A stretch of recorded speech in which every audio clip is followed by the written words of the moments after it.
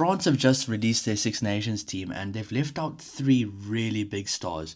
They've left out Gregory Aldrit, they've left out Damien Penaud, and they've left out Gaël Fickou, who have been game changers for France over the last few years. I mean, what is going on in Fabien Galtier's head?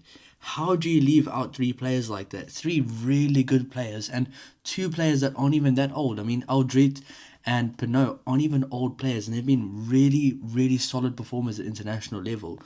I would really like to know what on earth is going on with that and what on earth is going on inside the France camp that they leave out players like this. I mean, what? I cannot believe it, and I don't know if any French fans or any rugby fans that know of any other details know why this happened. Please let me know in the comments. I mean, what is going on? How do you leave out a guy like Aldrit who, yeah, maybe he's not had his best season, but he's still a game changer at international level, and he's even captained the team before. How do you leave a guy like Penaud out, who's one of France's leading try scorers of all time, one of the best try scorers in world rugby as well, and one of the best wingers in world rugby, and one of the best players as well? And how do you leave out a guy like Fickou who can just add so much to a squad like this? I don't know. But yeah, the forwards, so the team that they've released, the squad they've released is still a very good squad. And I still firmly believe that France is probably the favourite for the Six Nations. But the squad they've gone for in the forwards, Dorian, Aldeguerri, once again, sorry for some of the pronunciations for the France players. I'm not French. You will definitely hear that I'm not French as well.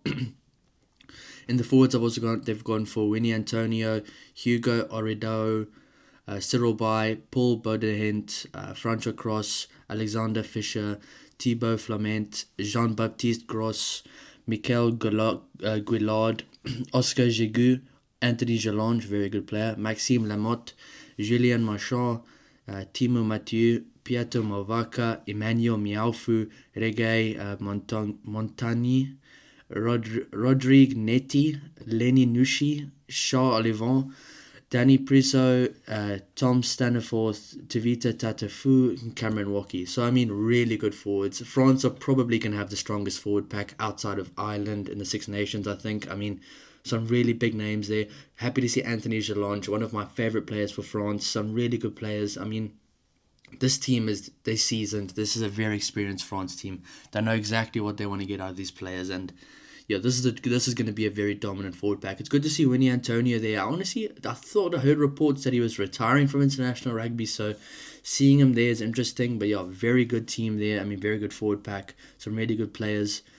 You'd have to ask yourself though, there's like a few players a few years back that were really on the radar for France. I remember in the under-20s watching Jonathan Joseph and Jordan Joseph and watching Demba Bamba. What's happened to players like that? Obviously, their form isn't the best, but it's just sad to see players that were so dominant not at all in the squad right now. So yeah, really sad to see that. But a really good forward pack for France right now. For the backs for France, they've gone for Grégoire Effiul, Theo Atesogbe, Louis Bilbarret, Fabien Bru-Boyori, Roma Boros, Thibault Dubagna, Nicolas Deportere, Gaël Drian, Anton Dupont, Calvin Gorges, Aaron Grandidier Nkanang, Mathieu Jalibert, Yoram Moefana, Noah Nane, Thomas Ramos, Baptiste Seren. Oh, so good to see Baptiste Seren back. So good to see Baptiste Seren back. It's got Hugo Sinas.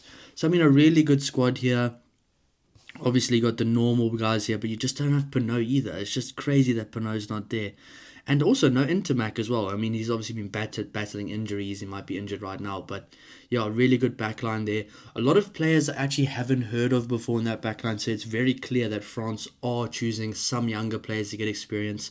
I mean, France have really good under 18 and under 20 teams over the last few years. So it's no surprise that you see a lot of younger players coming through the system and getting an opportunity, especially a year out from the World Cup. So, I mean, maybe the thought process is France know what they're going to get with Aldrit, with Fickou, and with Penaud. Maybe giving them a bit of a rest because they've played so much rugby. Maybe they know that they're going to be stars in the next World Cup, but it just doesn't make sense to leave them out of the squad. But I mean, some standout names in the backs there. You got Louis Bilbarret, you got Anton Dupont, and I mean, you got a guy like Baptiste Seren as well.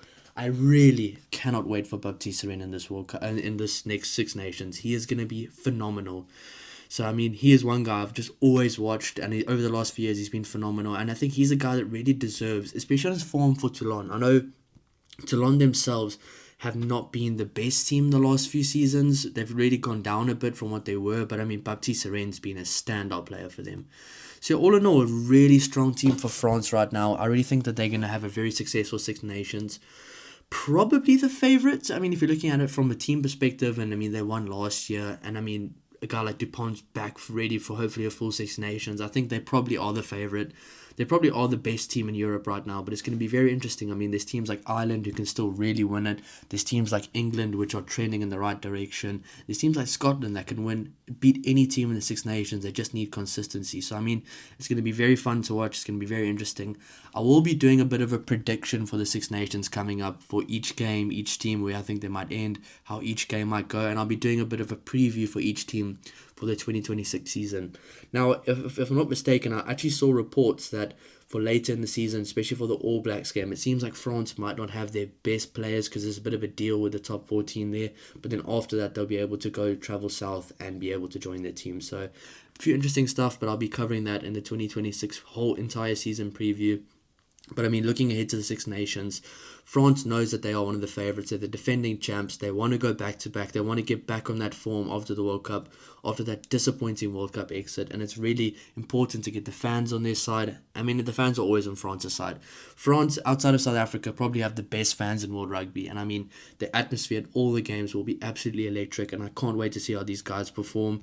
But yeah, I mean, a really good squad for France here. Some noticeable absentees and some noticeable exclusions from the squad. But also some really good players that they've brought in. I mean, a big Six Nations ahead for the likes of Jean-Baptiste Gros, for Danny Priso, for Charles Olivon, for Anthony Gelange, for Antoine Dupont, Louis Biarré. Big Six Nations ahead for Baptiste Seren if he gets a chance. I see here also Nolan Lagarek as well, so I don't know what's going on there. He could be injured. I haven't really been following the top 14 that much, but no Lagarek, no Aldrit, no Pinot, no Fiku. So yeah, I'm just shocked. Like, as soon as I saw the squad today, I was absolutely shocked. But still, world-class squad for France. Bringing in some younger guys, getting them some game time and experience, and I can't wait to see how they go.